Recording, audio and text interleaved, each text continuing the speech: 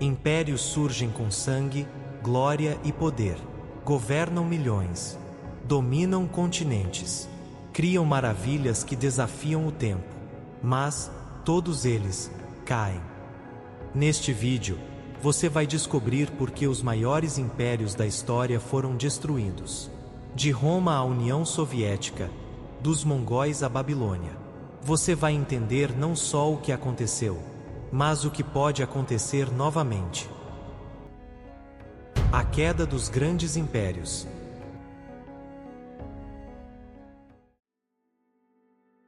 A queda de Roma. Imagine um império que governava terras da Escócia ao deserto do Saara. Estradas, aquedutos, arenas colossais. A civilização romana parecia eterna.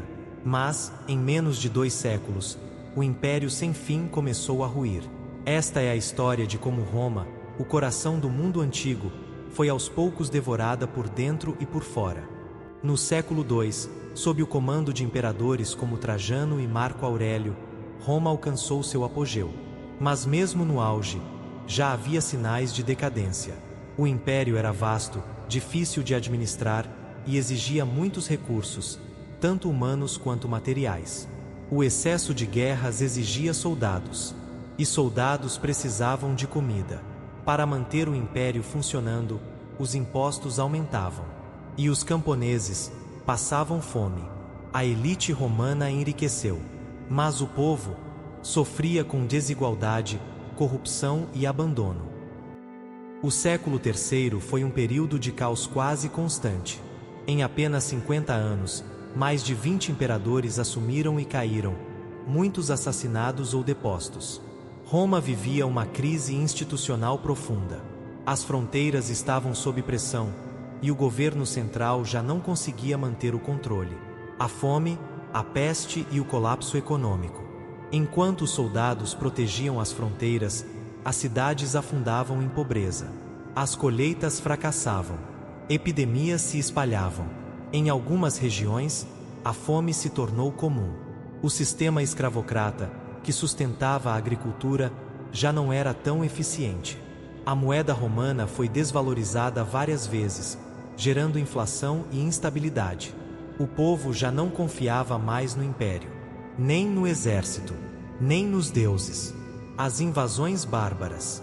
A partir do século IV, tribos germânicas, visigodos, vândalos e hunos atravessavam as fronteiras. Algumas vinham como refugiados, outras como invasores. O império já fragmentado começou a ceder espaço. Em 410 d.C., os visigodos de Alarico invadiram e saquearam Roma, um evento impensável por séculos. Em 455, foram os vândalos. E, finalmente, em 476 d.C., o último imperador do Ocidente, Rômulo Augustulo, foi deposto por um chefe bárbaro chamado Odoacro. Roma não caiu em um dia. A queda de Roma não foi um único evento. Foi um colapso lento.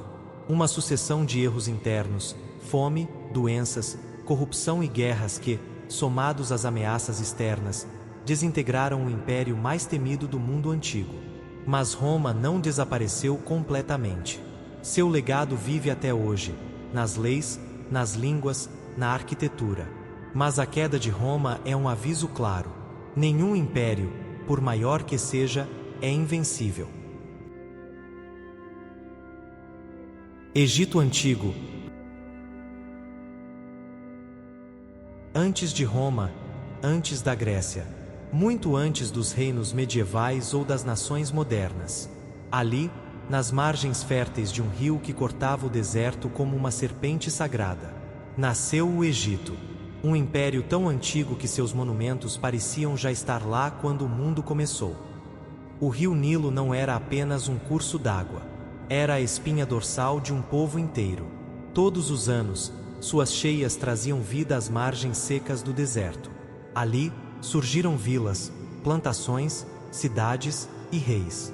Por volta de 3100 a.C., o lendário rei Narmer, também chamado de Menes, unificou o Alto e o Baixo Egito. Foi o nascimento do primeiro reino, o início das dinastias faraônicas. O antigo império floresceu. Foi nesse tempo que surgiram as pirâmides, símbolos de poder, fé e eternidade. A mais famosa de todas, a pirâmide de Quéops, em Gizé, foi construída por volta de 2500 a.C., sob o comando do faraó Xufu, chamado de Quéops pelos gregos. Ao lado, ergueram-se as pirâmides de Quéfren e Miquerinos, e guardando tudo em silêncio milenar, a enigmática Esfinge. Essas obras não eram apenas túmulos. Eram portais para a eternidade. No coração da nação estava a crença na vida após a morte. A alma precisava ser guiada, protegida, embalsamada.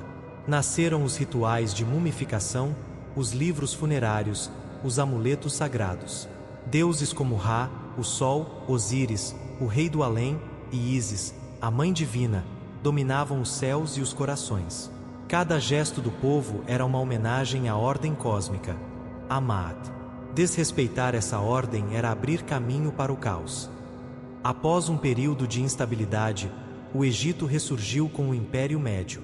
Foi uma era de literatura refinada, arte delicada e grande organização. Os faraós governavam com equilíbrio. Fortaleceu-se o culto ao deus Amon, e a cidade de Tebas se tornava centro espiritual do país. Entre 1550 e 1070 a.C., alcançaram seu auge absoluto. Grandes faraós surgiram, e com eles, guerras, conquistas, obras monumentais e narrativas que atravessaram os séculos. Hatshepsut, uma das poucas mulheres a governar como faraó. Ela vestia a barba cerimonial e ergueu imponentes templos, como o de Deir-el-Bahari. Tutmés III, chamado o Napoleão do Egito. Um brilhante estrategista militar que expandiu as fronteiras até o Oriente Médio. Akhenaton, o faraó herege, tentou impor o culto único ao deus Sol Aton, numa revolução espiritual inédita. Com ele, surgiu sua esposa, a bela e misteriosa Nefertiti. Tutancâmon, o jovem rei, que restaurou a antiga religião e morreu cedo. Seu túmulo, encontrado intacto em 1922 por Howard Carter, devolveu ao mundo a magia do Egito. Ramsés II, o Grande, reinou por 66 anos. Venceu batalhas, ergueu templos colossais como Abu Simbel, e eternizou seu nome como um dos mais poderosos faraós da história. Mas até os maiores sóis um dia se põem. Com o tempo, o império se dividiu, os cofres se esvaziaram, e os deuses silenciaram diante do caos. Vieram invasores, assírios, persas, e depois, os gregos, liderados por Alexandre, o Grande. Na última tentativa de preservar sua soberania, surge uma figura lendária, Cleópatra VII. Inteligente, carismática e fluente em várias línguas, ela tentou alianças com Júlio César e Marco Antônio. Mas ao enfrentar Otávio, o futuro imperador romano, perdeu a guerra e a vida. Com sua morte, em 30 a.C., o Egito deixava de ser um reino e se tornava província de Roma. O último eco do mundo faraônico se apagava. Por séculos, o Egito foi engolido pela areia e pelo silêncio. Sua escrita, os hieróglifos, tornou-se indecifrável. Suas histórias pareciam perdidas. Até que, em 1799, soldados de Napoleão encontraram a Pedra de Roseta. E graças ao trabalho de estudiosos como Jean-François Champollion, o Egito pôde finalmente falar novamente com o mundo.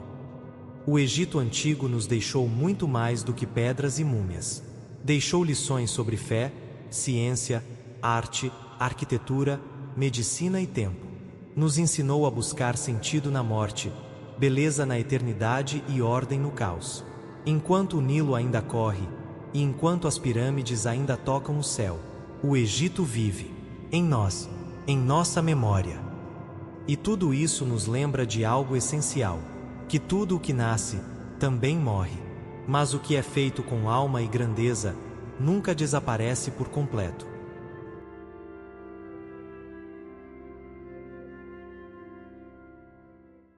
O colosso que se fragmentou, a queda do Império Mongol.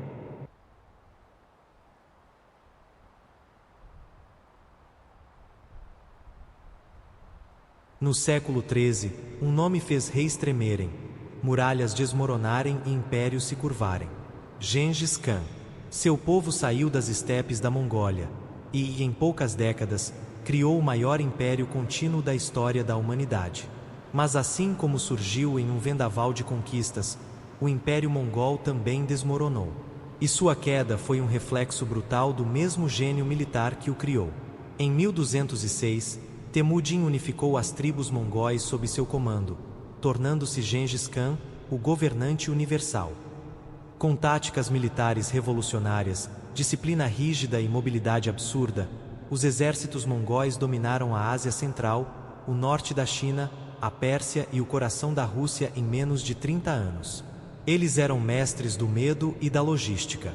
Não apenas destruíam cidades que resistiam, mas garantiam rotas de comércio seguras e eficientes onde dominavam. O Império Mongol se tornaria, rapidamente, o primeiro modelo funcional de globalização medieval. Em 1227, Gengis Khan morre, e o império é dividido entre seus filhos e netos. O modelo de divisão era tribal. O Kanato da Horda Dourada, Rússia. O Kanato de Chagatai, Ásia Central. O Ilkhanato, Pérsia. O Kanato Yuan, China, com o neto Kublai Khan no trono imperial. Ainda havia cooperação, mas as disputas internas já começavam. A lealdade familiar começou a ceder lugar à autonomia regional. Era como se o império tivesse sido dividido entre irmãos poderosos, mas desconfiados. A sucessão imperial era um problema constante. Após Kublai Khan, o Kanato Yuan começou a perder poder. Rebeliões internas na China cresceram. Entre 1260 e 1304, os diferentes kanatos entraram em guerra civil. O poder central, o chamado Grande Khan, já não era respeitado. O sonho de um império unificado começou a ruir por dentro. E com cada conflito, as rotas comerciais se tornavam menos seguras. A lendária Pax Mongolica, um tempo de relativa paz e circulação entre Europa e Ásia, começou a desaparecer. Na China, em 1368, a revolta dos turbantes vermelhos deu origem à dinastia Ming, que expulsou os mongóis do território. A elite mongol foi forçada a retornar à Mongólia, perdendo o controle político e econômico da rica China. No mundo islâmico, o Ilkhanato entrou em colapso após disputas sucessórias e pressão de tribos turcomanas e persas. Na Rússia, os principados locais, especialmente Moscou, começaram a desafiar a autoridade da Horda Dourada, que eventualmente foi vencida por Ivan III no século XV. O Império Mongol não caiu com uma explosão. Ele se esfarelou.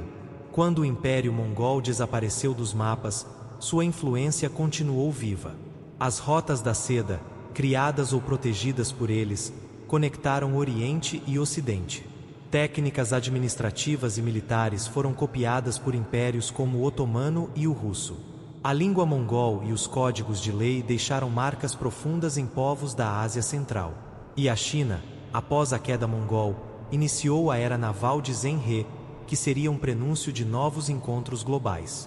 O maior império terrestre da história não caiu pelas mãos de inimigos externos. Ele se partiu em pedaços, consumido por disputas internas, pela falta de um centro unificador, pela cultura tribal e pela dificuldade em transformar conquista em estabilidade. O Império Mongol nos lembra: às vezes, o maior inimigo de um império é o próprio sucesso.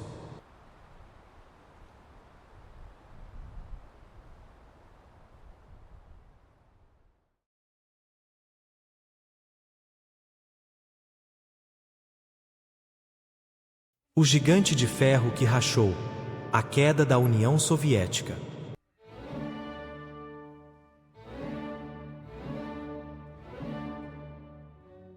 Por quase 70 anos, o mundo viveu à sombra de um colosso.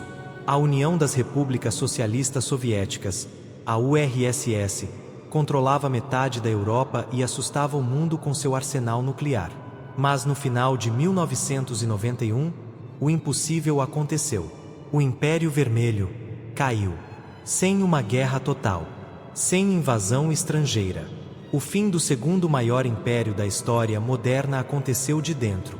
E as rachaduras começaram muito antes do colapso. Em 1917, a Revolução Russa derrubou os czares e levou os bolcheviques ao poder. Sob liderança de Lenin, surgiu em 1922 a URSS, um estado baseado no comunismo e na ditadura do proletariado. Com a morte de Lenin, Stalin assume e transforma a União Soviética num estado totalitário. Com mão de ferro, Stalin industrializou o país, exterminou opositores e criou um culto à sua imagem. Apesar das tragédias, como o Holodomor e os gulags, a URSS emerge como superpotência ao derrotar Hitler na Segunda Guerra. No pós-guerra, cria o Bloco Oriental e se posiciona como rival direto dos Estados Unidos. A Guerra Fria dividiu o mundo entre capitalismo e socialismo. A URSS financiava revoluções e regimes comunistas. Os Estados Unidos, a resistência anticomunista. Os soviéticos construíram o maior arsenal nuclear do planeta. Mas o custo disso era astronômico. A economia soviética era centralizada, ineficiente e dependente da exportação de petróleo e gás. E, enquanto o Ocidente crescia com inovações tecnológicas e consumo, a URSS afundava em escassez, filas, repressão e censura. Externamente poderosa, internamente doente. Em 1985, Mikhail Gorbachev chega ao poder e tenta salvar o sistema. Lança a perestroika, reestruturação econômica, e a glasnost, abertura política e liberdade de imprensa. Só que as reformas abriram um vaso de pressão. Os cidadãos começaram a exigir mais direitos. As repúblicas começaram a pedir independência. A economia piorou ainda mais. E o Partido Comunista perdeu o controle sobre a narrativa. Em 1989, o Muro de Berlim cai. O símbolo máximo da divisão entre URSS e Ocidente ruía diante do mundo.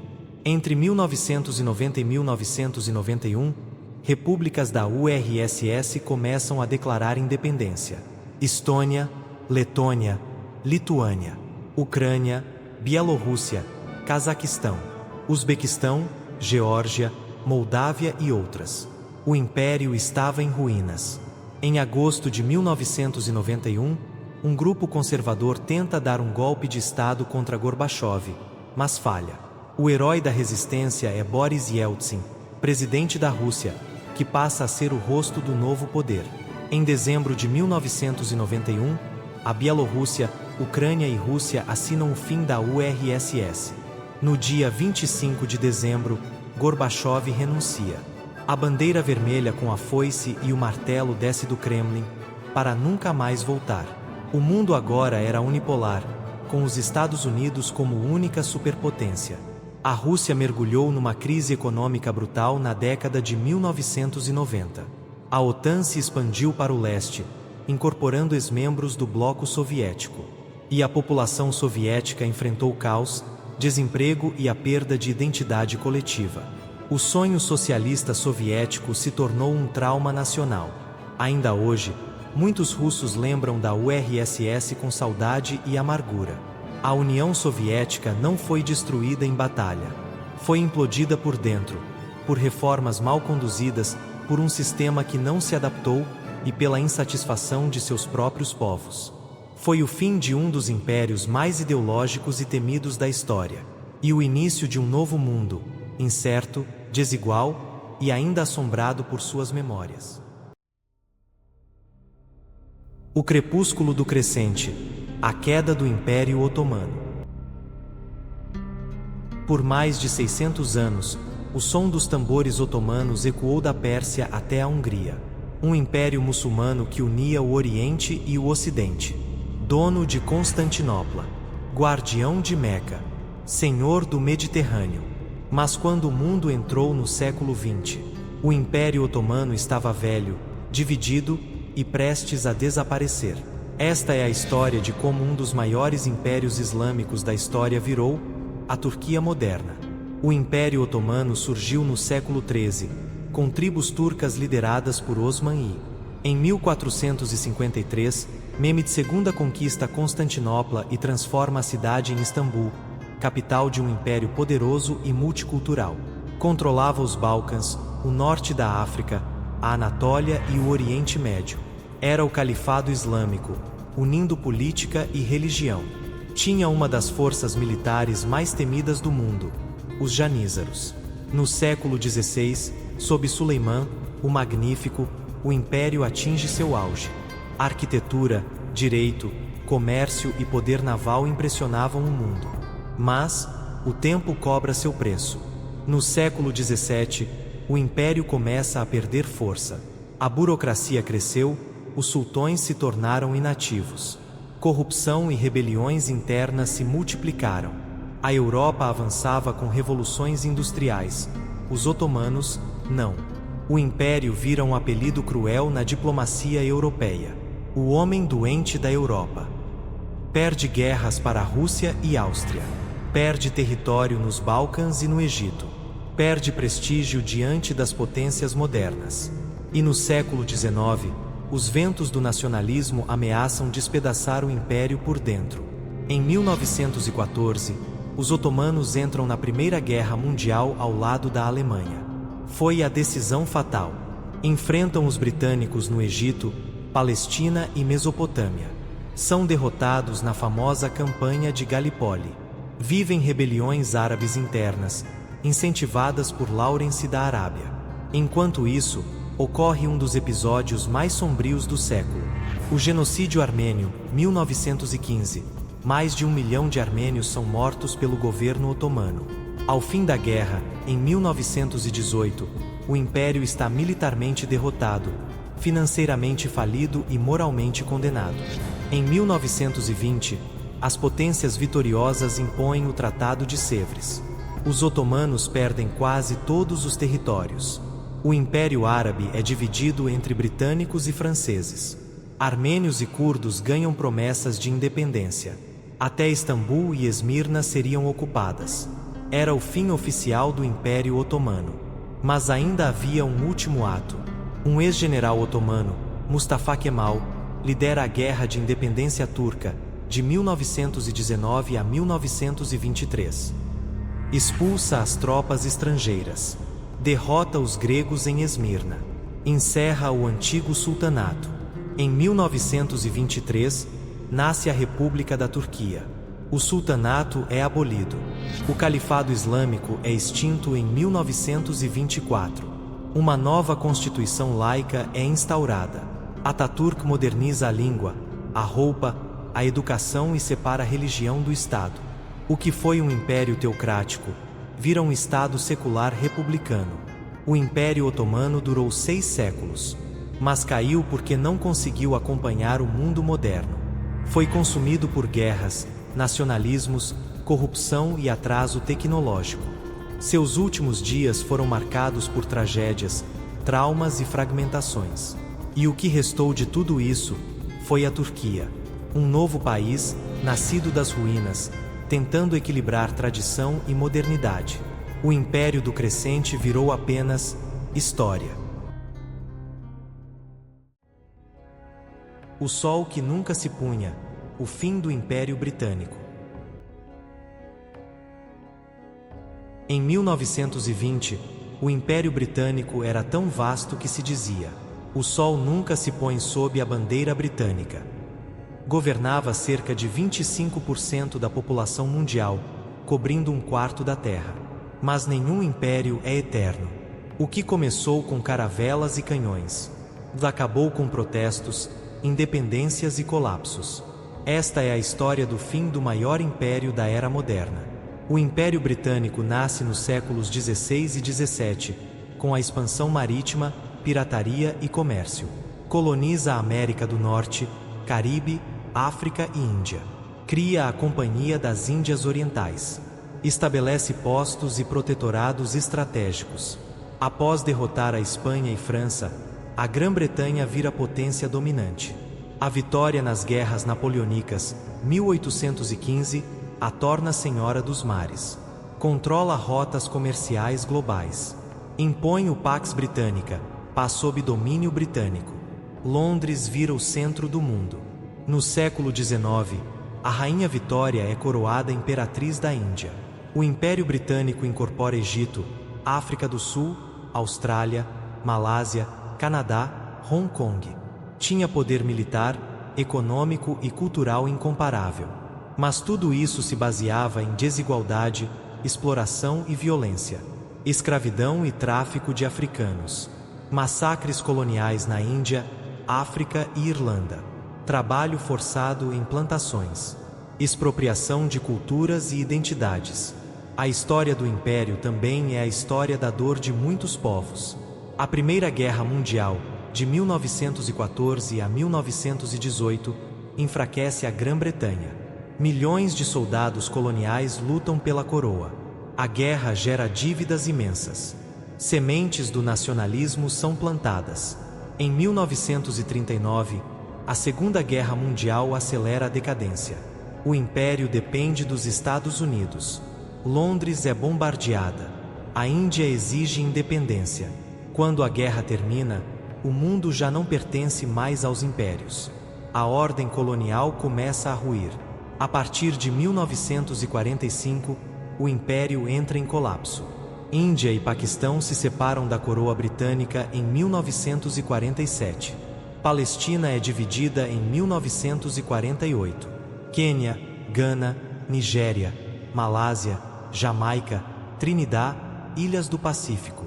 Em poucos anos, dezenas de países conquistam a independência. Mas a transição nem sempre foi pacífica. Massacre de Amritsar, 1919. Guerras coloniais no Quênia e na Malásia. Violência sectária na partição da Índia. Guerras civis em ex-colônias mal divididas. A retirada britânica deixava cicatrizes duradouras. O que restou do Império foi a chamada Commonwealth, a Comunidade das Nações. Uma aliança simbólica de ex-colônias. Hoje tem mais de 50 países. Reina Elizabeth II foi chefe simbólica até sua morte. Mas muitos veem isso como pós-colonialismo disfarçado. O inglês permanece como idioma. Londres ainda é o centro financeiro para ex-colônias. O trauma do colonialismo persiste na cultura e na memória.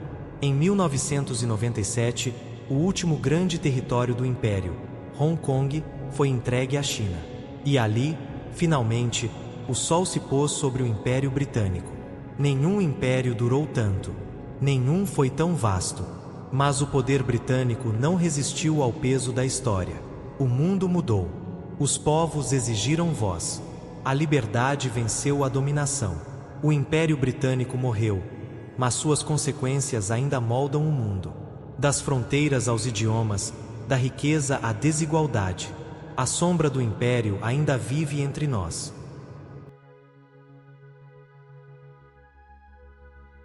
A queda do Império Austro-Húngaro, o colosso das etnias em colapso.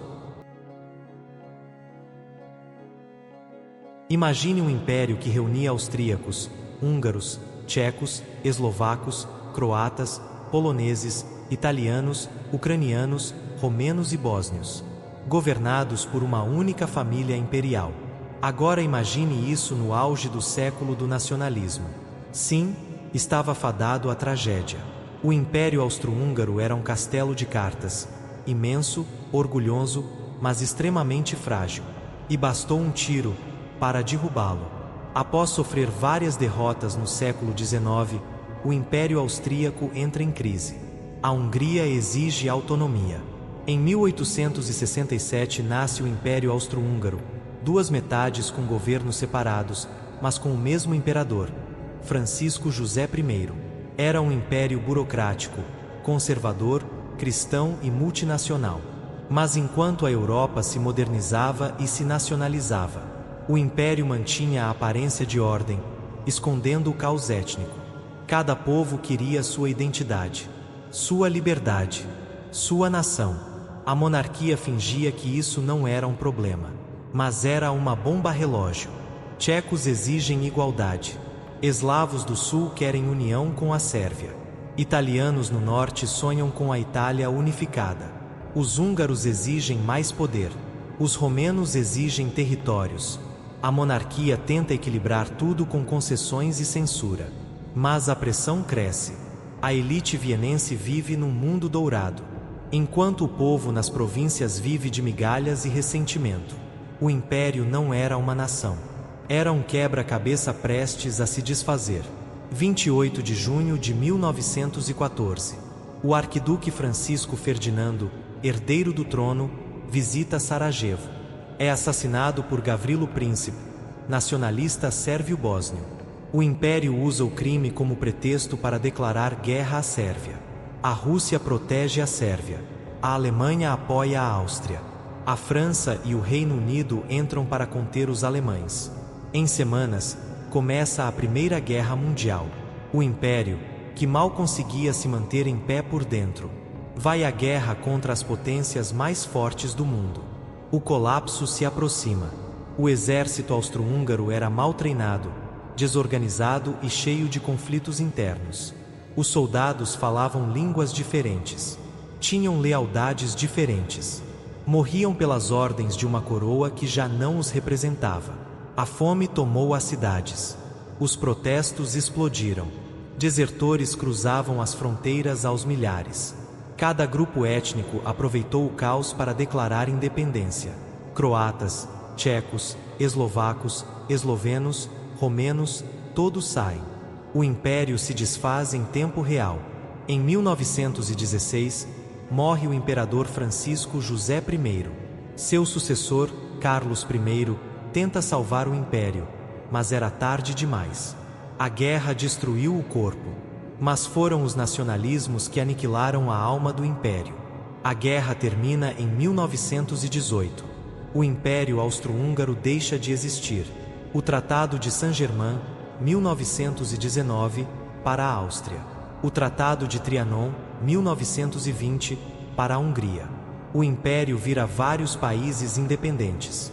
Em Áustria, Hungria, Tchecoslováquia, Iugoslávia, Romênia expandida, Polônia renascida.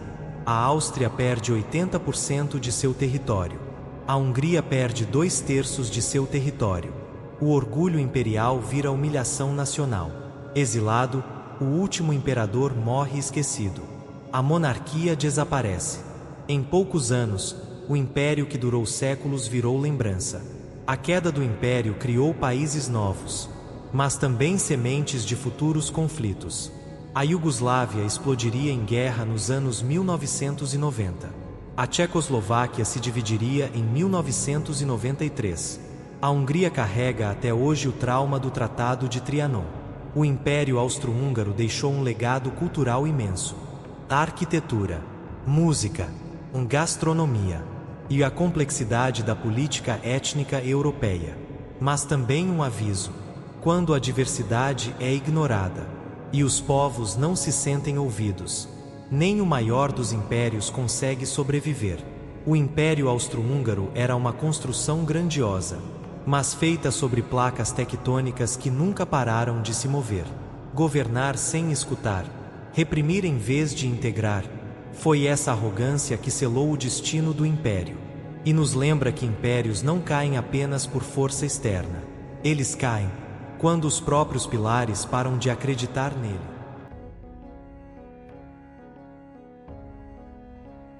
O Império do Mali, a riqueza que se dissolveu no areal do tempo.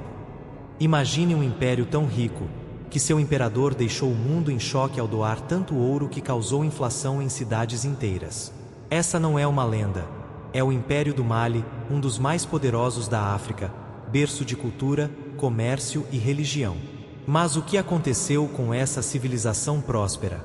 Como um império tão próspero simplesmente desapareceu da narrativa dominante da história?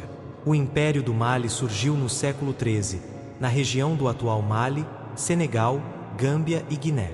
Foi fundado por Sundiata Keita, o Leão do Mali, após a vitória contra o Império Sosso na lendária Batalha de Quirina, em 1235. A capital era Niani, e o império rapidamente se tornou um centro de comércio transariano. Mali controlava minas de ouro, sal e rotas comerciais cruciais. Era tão estratégico que caravanas cruzavam o Saara apenas para negociar ali.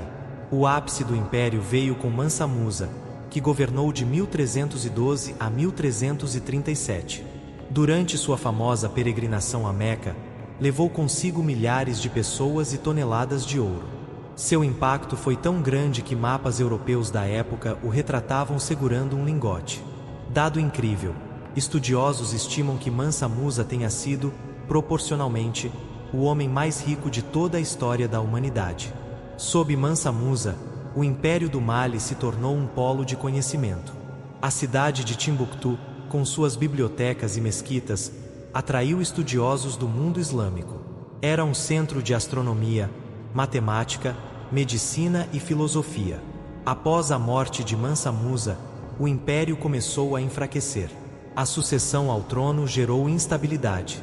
Governantes posteriores não possuíam o mesmo prestígio ou visão estratégica. Rebeliões internas começaram a corroer as bordas do império. Tribos antissubmissas passaram a buscar independência.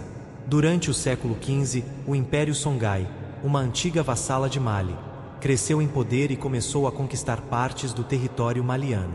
A cidade de Gao se tornou o novo centro político da região. Com o tempo, o controle das rotas comerciais passou para os Songhais, o que fragilizou ainda mais Mali. Um império que dominava o ouro agora perdia, até o próprio chão. No século XVI, os portugueses chegaram à costa da África Ocidental, alterando profundamente o comércio da região.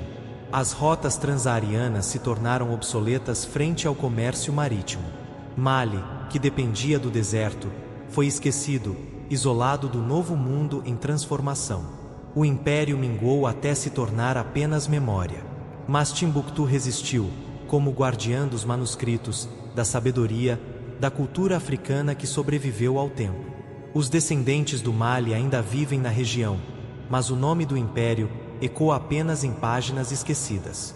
E assim, o Império do Mali caiu. Não com espadas, mas com o silêncio do esquecimento. Conclusão final. Durante séculos, esses impérios dominaram vastas terras, impuseram leis, construíram maravilhas. Mas, no fim, todos encontraram algo em comum: a queda. Alguns ruíram por guerras externas. Outros se destruíram por dentro, pela corrupção, fome, arrogância. E alguns simplesmente não acompanharam as mudanças do tempo. O que aprendemos ao olhar para o passado é que nenhum império é eterno. A história não perdoa a estagnação. E o poder nunca é absoluto. Mas mesmo após suas quedas, esses impérios continuam vivos. Nas ruínas que deixaram, nas culturas que influenciaram, nas lições que jamais podemos esquecer. Se você gostou dessa jornada, deixe seu like, compartilhe este vídeo e se inscreva no canal. Toda semana, uma nova viagem ao passado. Aqueles que não conhecem a história estão condenados a repeti-la. George Santayana.